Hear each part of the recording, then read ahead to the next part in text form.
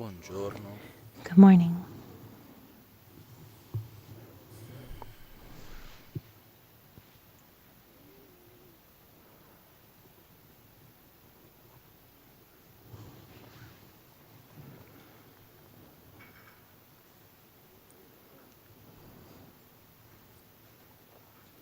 Quando ci troviamo When we meet, davanti a when qualunque when situazione, we face any situation, il nostro modo di agire, our way of le scelte che acting, the facciamo, choices we make, le parole che the diciamo, words that we say, il nostro modo di interagire our con gli way of altri, interacting with eccetera, others, etc. tutte le nostre All azioni of our actions.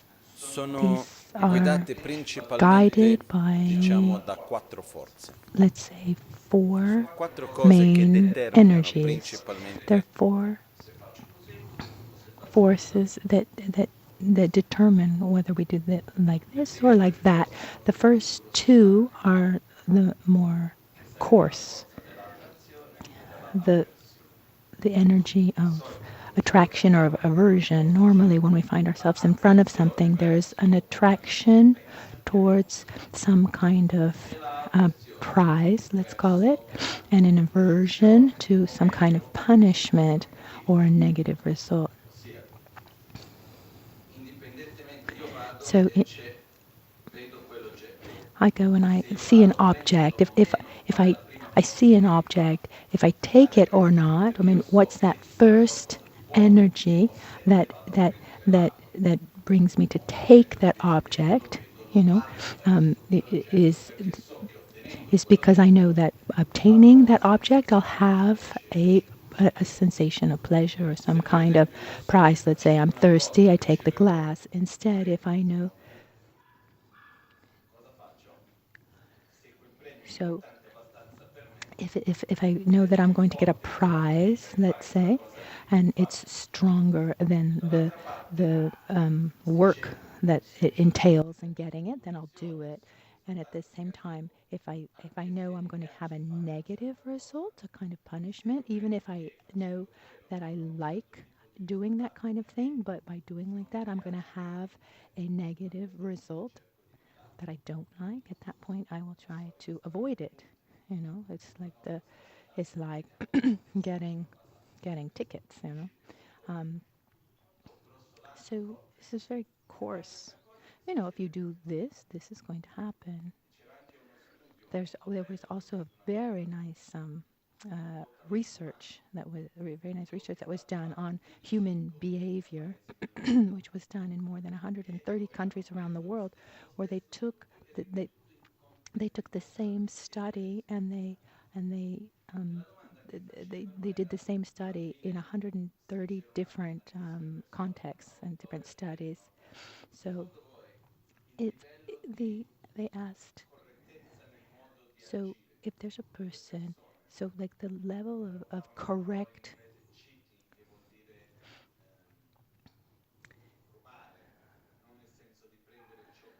so they were asking about cheating, you know, like for example, if they,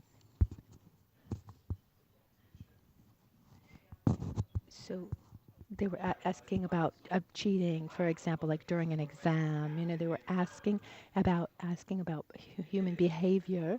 Um, they were asking if there's a difference from country to country, like in the way that people behave, in their correct way of behaving. And so between Finland and is there a difference between Finland and Pakistan, or like so? At the beginning, you know, people would say yes, yes. You know, the people in this country are more correct, and but in the result of this study was that there was no difference at all in all countries. All people have the same tendencies, but what changes is the context. So if you put the same people in the same context, they're going to act in the same way. So if people are afraid of being caught, they're not going to cheat. But if they see that others do it, then there's the tendency to do it. it's like if I see that everything's clean, I'm not going to throw litter on the ground. But instead, if I see that everything is filthy around me, then I'm more free, more feel free to litter. So, so, so there, so there's in countries where we think people are very, very, correct, let's say, it's because there's a strong control of the behavior. So we have attraction towards positive reactions, and we have aversion to negative actions. I mean, these are the two first energies that guide us. But to be guided by these two energies, it's it's it's very gross, and it's also very easy to manipulate others. If I want you to do something, I'm going to reward you or I'm going to punish you. So this is it's the easiest and the most simplistic system, let's say, in relation to ourselves and also with the external and outside. And then the others have to do with our moral aspects, what we learned, you know, this you do, this you shouldn't do. And this study, for example, they saw that when they, when, when people be, people who like before taking a test, if they swore that they would not cheat, independently on what they were swearing on. I mean, it had nothing to do with whether they were swearing on the Bible or anything else. Just the point of taking a commitment to not cheat. It diminished tremendously. It diminished tremendously the amount of cheating. So there was the moral aspect was heavily influential. So I mean, there is a part of ourselves of how we think we should be and how we shouldn't be that influences our actions, and this is already deeper. And it would be better that our actions are more they're guided more from a moral point of view than for a reward or punishment. And there's still another level. This research it didn't talk about this, but I think it's very important. Many of the ways that we act, many our actions are done not for not because of attraction, aversion, or even morality, but because of of habit. So at time in our life, we we did something many times, and then we develop this habit of acting in a certain way, and it's a very, very deep way of acting because you don't even think about it. You do it because you are used to doing it like that. You've done it so many times with different conditions that even if those conditions are no longer there, anyway, the action gets repeated in that way. So here now we've seen these four energies: attraction towards a positive result, some kind of reward; aversion towards a negative result, some kind of punishment;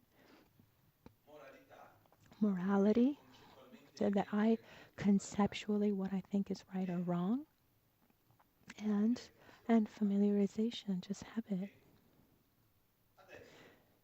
So now, last week we talked about punya or sonam. It, this the fact of accumulating virtuous actions to to familiarize ourselves with what brings positive results. And on the other side of the coin, we have papam in Sanskrit and dik dikpa in Tibetan and in English, I don't know, because the words that we use in reality, they don't correspond well to the meaning from my point of view. The word dikpa means the causes for suffering, actions that that short, middle and long term are going to bring suffering. They're actions that when the results manifest, they manifest as suffering. Sometimes it's translated as sin. I prefer not to use this term because in the context, in the Christian context, for example, this word is heavily loaded, let's say, and that meaning doesn't correspond well to Buddhist thought. It can be translated to negative karma, negative action. But what's important about dikpa, and what we should understand, is that it means creating an interdependence that is going to manifest as suffering. So there are certain ways of thinking that when they interact with others and with ourselves, they manifest as suffering.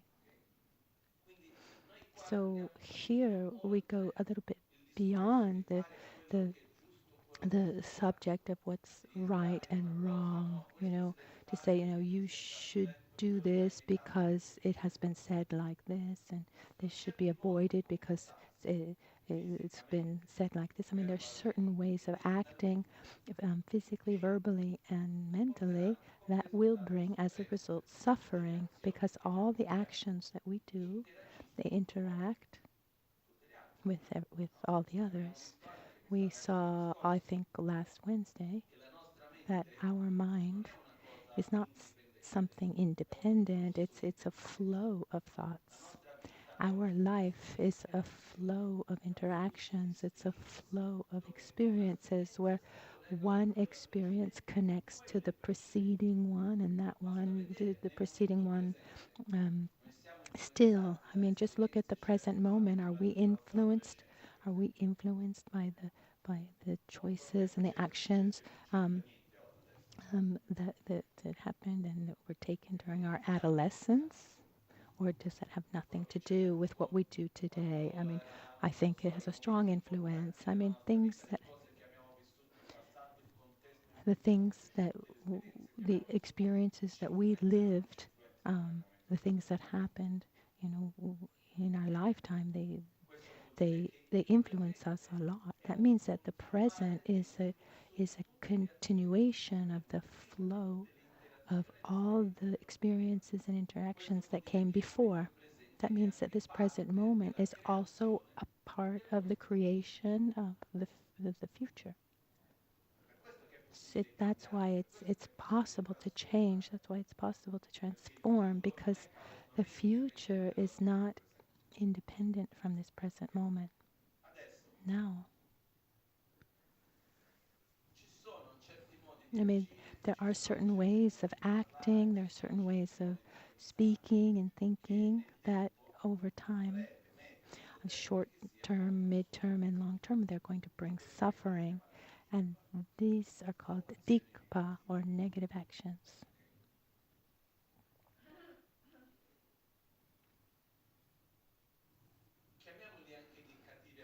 We can call them also bad habits. We have ways of acting in all of us, from the first to the last, all of us here.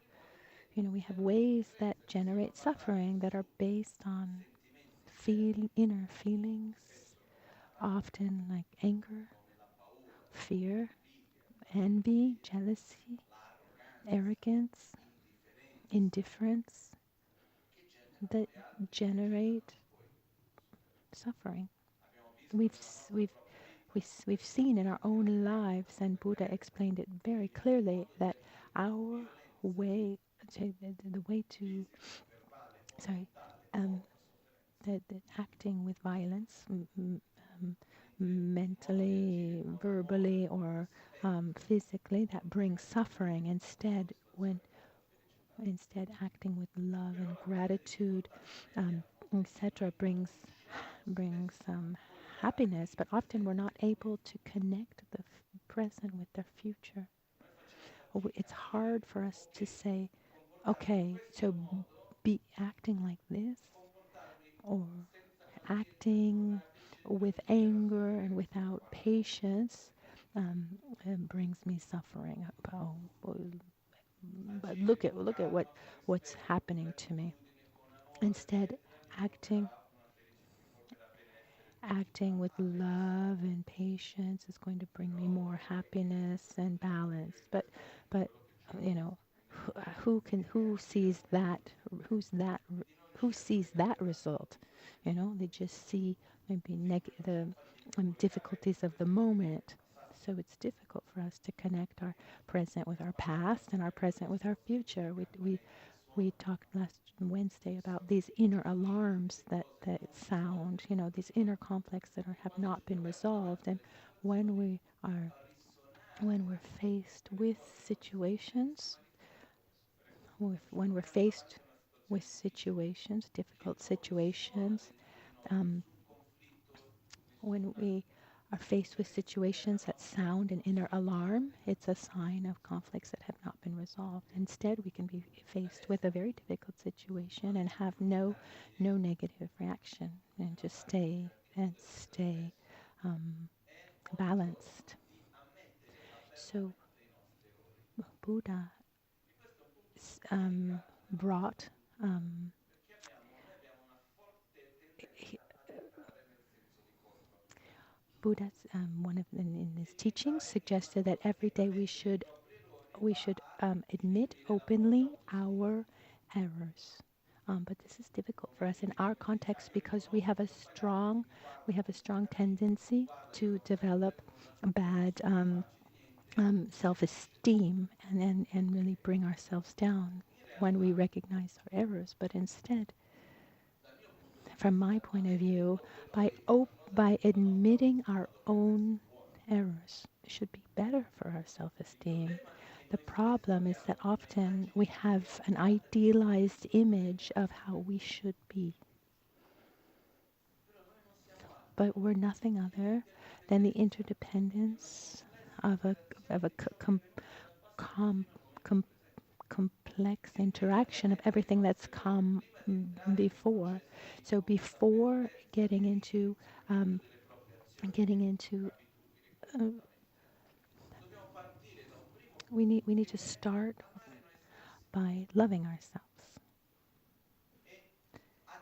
and accepting ourselves independently from this idealized image of how we should be. That was either like self-imposed, our cultural context, or by our own parents, our friends, or our partners, etc. Because during our lifetime, I mean, how many times have we heard, you shouldn't be like this, you shouldn't be like this, or look at the others that are like this, you know, and we're constantly comparing ourselves to others. I mean, this happens, doesn't it? So this comparing with others, one thing that we do by doing that, we're constantly generating an idealized image of how we're supposed to be. So on one side is okay if we accept ourselves as we are and we put effort into what we want to be. I mean that is valid.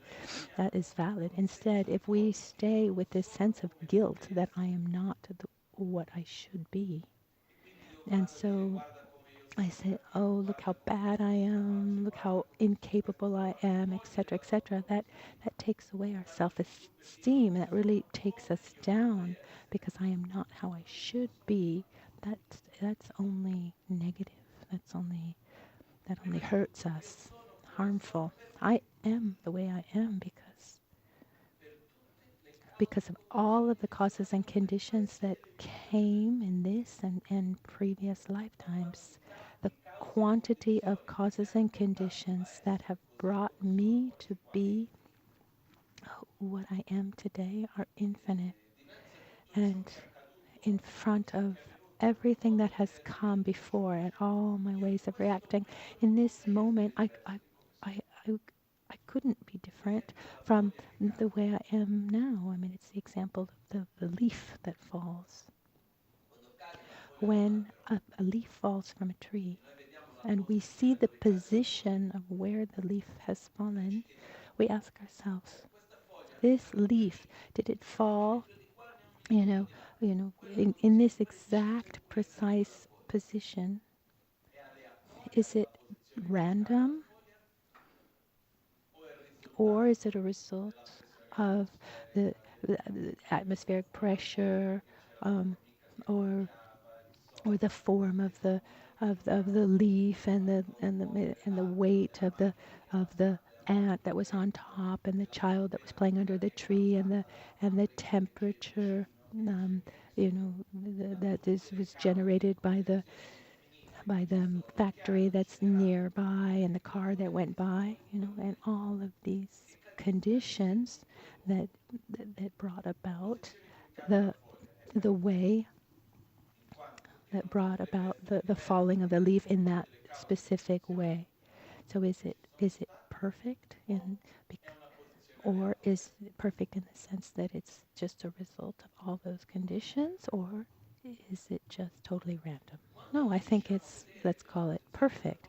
When we're able to see that the position of where the way the leaf has fallen is perfect. Pure perfect, it doesn't mean that it's the best or it's the best for everyone. Maybe it fell in a place that I don't like, but given the causes and conditions that were there and the whole interaction in every minimum detail, it fell in the right place. It couldn't have been different. If we're able to see this with the leaf, it's something absolutely marvelous to be able to see it. And and then we look and then we take ourselves, each one thinks of their own lives in this exact moment. Our physical aspect, for example, as it is, everyone has his own. Our economic situation, our social situation, our relationships, our emotional state of being. Let's take these four aspects right now, for example. And looking at this, if we ask ourselves, is my life perfect or not? If I need, if I mean, does my life correspond to an idealized, does it correspond to an idealized image of how things should be? Nobody would be able to say yes. We all have a long list of how we think, um, a long list of things we want to be different. Even, I'm the first one, even if I have a marvelous life. But the question is, given the causes and conditions and this complex interaction that has been, is my life perfect? Yes, in the sense that it couldn't be different from what it is, given all the interactions that have come about. And when we're able to understand this, to accept it, and to we're able to have compassion and affection towards ourselves and accept ourselves. Saying, I am like this. This doesn't mean that I need to continue like this, but it means that I'm not going to blame myself. I'm not blame myself because I don't correspond to an idealized image of how I should be. At this point, I ask myself, okay, first I need to, I need to be kind with myself and accept myself. The problem is not the problem is not that I am like this. The problem is that I blame myself for not being different, you know. So once I've accepted myself as I am, then I should ask myself, well, how do I want to be? So I accept myself. I recognize the aspects that are not positive, and then I direct myself towards being different.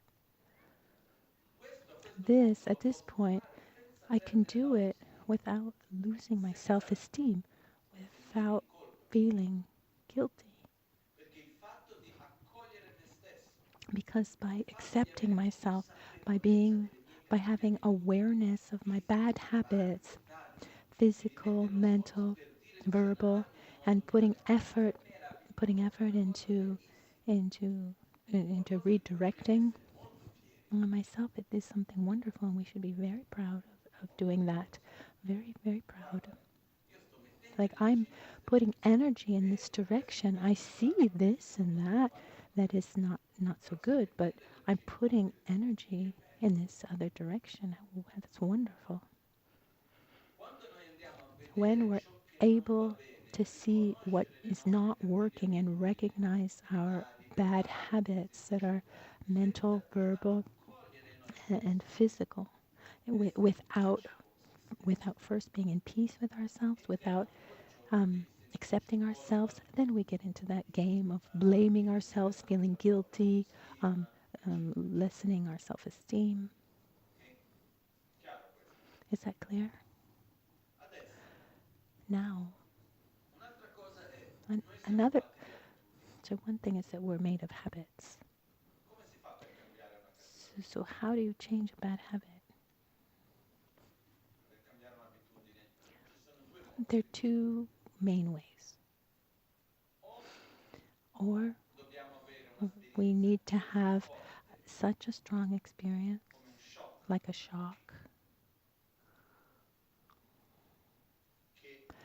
that we're not able, like after that experience, we're not able to repeat that habit that we had, or we need to create an opposite habit, and that requires time. It's not immediate.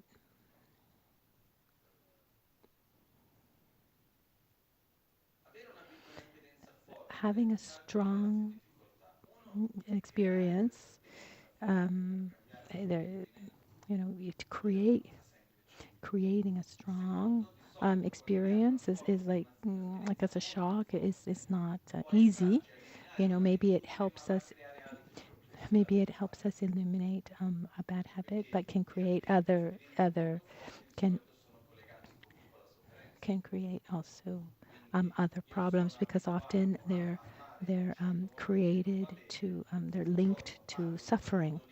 So like I'm used to speaking very negatively and with aggression, and one day I I speak in that way and I get beaten up.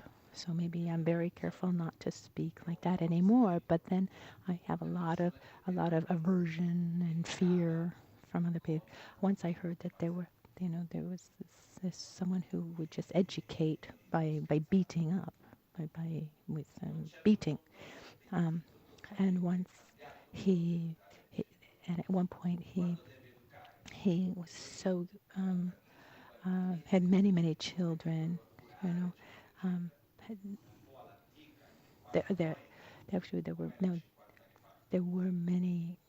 This was a teacher. There were many teachers. Sorry, many children without parents. You know, I mean, this kind of antique way. No, even in Tibet, for example, there was the older generation would say that like getting beaten up, like getting punished physically was just part of the culture, and every day just about one would receive would receive a spanking, or and even here in the West it was like this.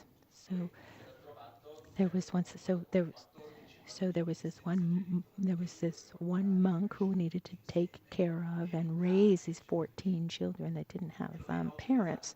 So for many, many years, they used, let's call it the heavy hand. And at a certain point, he told me, I stopped using any form of violence because I realized that in that immediate moment it worked well enough. You know, you obtain what you want, but over time it creates so much resentment and much deeper problems that, I mean, the problems that are much harder to resolve. So it's absolutely not worth it. So he completely stopped using violence to educate. He saw negative results. And the same thing happens with ourselves. Obviously, if I have a habit that's not good, and I have a very negative, a strong negative habit, you know, you know, maybe after that shock, I realize I don't want to have that result, and I put effort into um, into changing my behavior. You know, we should be careful not to try to do this on purpose because it could leave lots of other negative um, uh, uh, results. Obviously, when life brings us strong, when life takes us to have strong experiences that then, let's say, cure us of these bad habits, and that's great. We should take advantage of that, you know. You know, but often, something horrible happens in our life, and we're not even able to connect that to our bad habits. When at that point we become the victim of the world, and we're not able to change our negative habits. An important point that we talked about at the beginning: um, I should not um, that I shouldn't have an idealized image of how I should be, but at the same time, I'm responsible. I'm responsible for what I am and what I live. I'm not the victim, and so it depends on me to what I want. Depends on me and on no one else. And here we need to create positive habits. The process here starts with by recognizing what our habits are, what our negative habits are: physical, the way we eat, the way we drink, the way we relate to people. All our physical habits of, like, our way of interacting physically with people, with the world, how we interact with material things, so with food, or like on the sexual part, or whether we're aggressive or kind. And then there are verbal habits, and then there are the mental ones. The mental habits, for example, something that I see that is something that's very contagious, and the little masks, face masks, do not help. If there were masks for this, I I would I would advise everyone to put them on. So instead, this what is absolutely contagious the is is criticizing and complaining. Someone who starts criticizing just you know um, even someone who's not used to criticizing, if there's someone around who starts criticizing, it's like it becomes like tasty to start criticizing, or maybe not a real criticism, but then you say things like, "Oh, did you see this?" So this can become a bad habit where we complain and we criticize. And when we're aware of our own habits that are not positive, and when we recognize our weaknesses,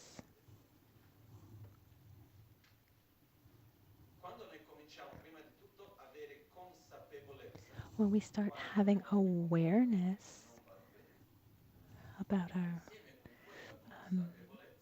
of our behavior that doesn't go, that it is not positive, and our our awareness of behavior that is not positive, then little by little I commit myself to changing them one by one. This is very important.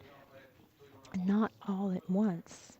That's just not possible because the way to change a bad habit, and the way of speaking, the way of acting, the way of thinking is by not victimizing ourselves and connecting that habit with a reward or a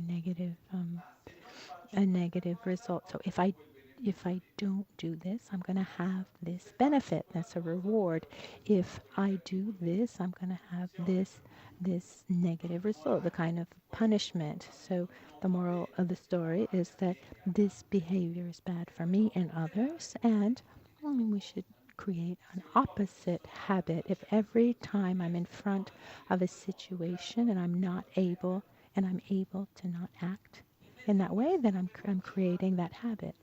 But there's something also in the middle of all this. When I'm aware of my weaknesses, of my actions, I also need, we need to generate awareness of our weaknesses. We are all weak. I mean, strong at the same time. But we have our weaknesses. We all do.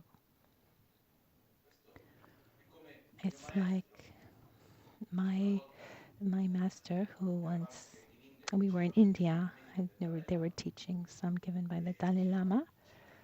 And there were about 9,000 people, and he was he was called by the Dalai Lama himself to sit sit very close to him in one of the highest positions, let's say. And at the monasteries in Tibet, there's a great hierarchy, you know. Um, so you know, so there's a very clear hierarchy also for the seating. And he never wanted to have an important role in the monastery, um, other than teacher. When they wanted to make him the abbot of the monastery, he disappeared, and um, and he didn't come back until they assured him that he would never be asked to be the abbot again. So institutionally, he never had an important role because he didn't want it. But the Dalai Lama always called him to come sit close to him. But where did he sit? He would sit outside after the, the he would sit outside near the speakers, even outside with the lay people. And one day I asked him, Genla, why do you sit outside? It's cold. When it can be wet, when it rains, the tea gets to you, it's all cold. I mean, imagine how much time it takes to pour tea for 6,000 people, even if they're very fast there. But once you get to the last ones, the tea is cold. You can't hear very well. You're not close. I mean, you have this place very close. Why don't you sit there? And he answered, the higher you are, the more it hurts when you fall. And afterwards he said, I'm here to receive teachings, not to see, to see where others are seated, and I have my weaknesses. I know if I sit there, I'm going to think, what are they, what is that one what is that one thinking about me, because I don't actually have an institutional role. So this isn't the right hierarchy, so they're jealous of me, or et cetera, et cetera. I mean, I know my own weaknesses. I'm not going to give space to that. So what happens is someone could say, but, what do you want? I mean, just sit there. After a while, it's just going to pass. Instead, no. He would say, I know what my weak points are, and I need to work on these points. But I'm not going to put myself in a context where my weaknesses are stronger than my own determination. If I have a problem with chocolate and I know that it's not good for me, I shouldn't eat chocolate.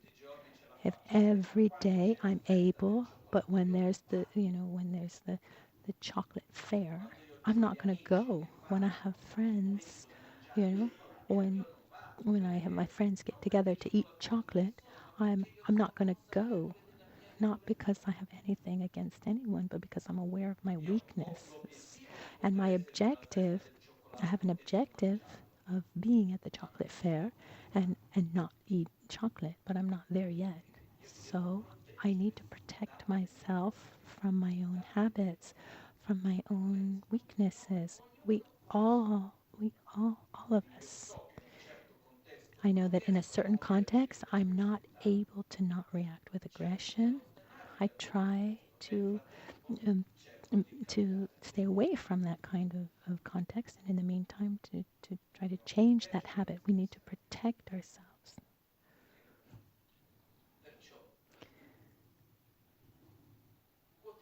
So daily, it's important to observe our actions and gradually develop more awareness of our physical, verbal, and mental actions. See how we are acting and redirect them. I should do like this. It would be better for me if I did like this. And we try to act in that way, creating contexts that allow ourselves to walk in the right direction and stay far from from from conditions that would bring out our bad habits more easily. This is for everybody. For each one of us, it's like this.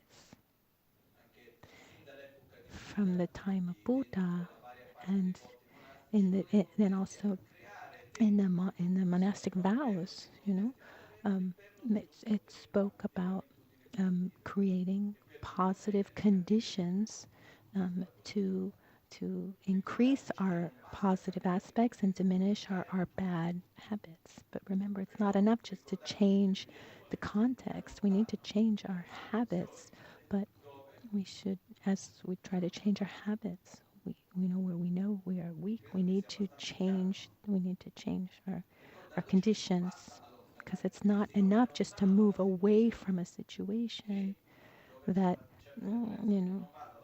So, for example, no, I don't go to the chocolate fair because I know I shouldn't eat the chocolate.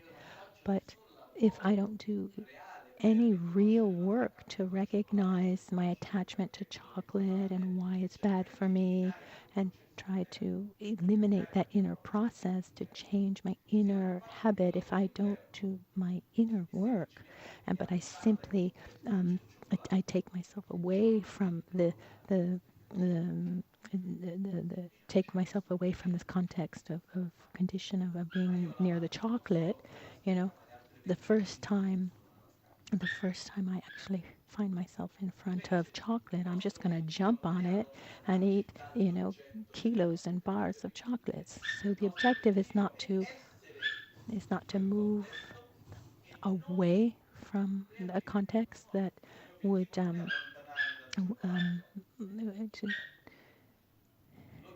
so our objective is to be in front of chocolate and um, and be strong enough to not eat it, to no longer be a slave of our bad habits, not simply just moving away from the temptations. So just to recapitulate, we should accept who we are, love ourselves, and not impose onto ourselves that we should be different from what we are. I am a result of all the causes and conditions that have come about up to now, and I accept myself and I love myself as I am. Good. I'm at peace with myself. How would I like to be? Because I recognize that even if I like myself as I am, but I have ways of being that generate suffering, and I don't want to suffer. So how do I want to be? I want to be able to be in this kind of situation and not suffer. I like to not react with anger. I'd like to be satisfied. I'd like to react, to relate with people in a healthy way without conflict. I want to stop victimizing myself, etc., etc. Everyone should add, what how you would like to be. And once you have clarity of what you'd like to be, then you put effort daily into acting accordingly by creating positive habits one day after the next, by protecting myself from context where my weaknesses come out more clearly, are stronger. I know this habit is bad for me. I protect myself.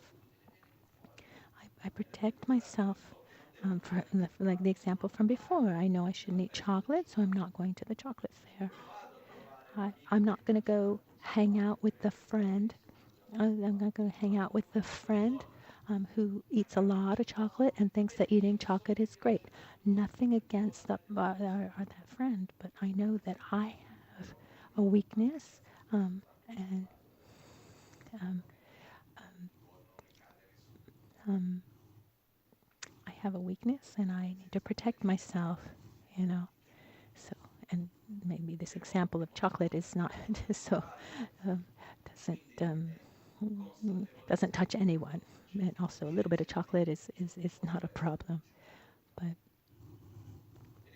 let's remember that those four strengths that condition our actions, attraction to a positive action, some kind of reward, aversion to a negative action, a kind of punishment, morality, this is right, this is wrong, this you can do, this you shouldn't do.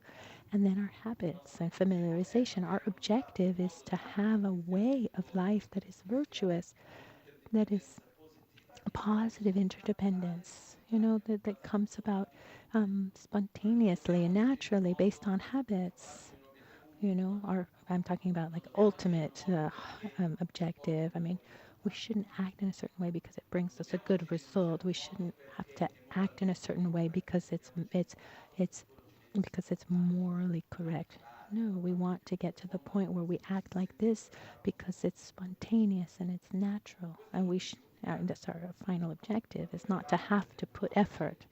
We look at Lama Michel Rinpoche, for example. When you see him act in a certain way, he didn't do that because that was the right thing to do morally, or because someone would have punished him if he did differently, or because he was prized. Um, no, he was like this. I mean, our objective is to act lovingly, not because it's positive to act lovingly, but because we are love. Mhm. Mhm. So, but before it becomes a habit, we need um, to, as we've said before, it's better to be artificially altruistic, that, until that actually becomes spontaneous and natural. So just one step at a time. So now let's do our dedications. Lame kutse rapten chi namkar tinle chokchur ge padang losan tempe dreme sasum ki drove munsel taktu ne gyur chi kewa kundu yanda lama dang dralme cheki pela longche ching sada lamge yönte rabzone dorje change kopa nyurtob Sho nimo dele tsendele nime kuyan delek shin Ninsen taktu delek pe Kuncho sumki jingi lob Kuncho sumki ngodrubut sol Kuncho sumki trashi yishon.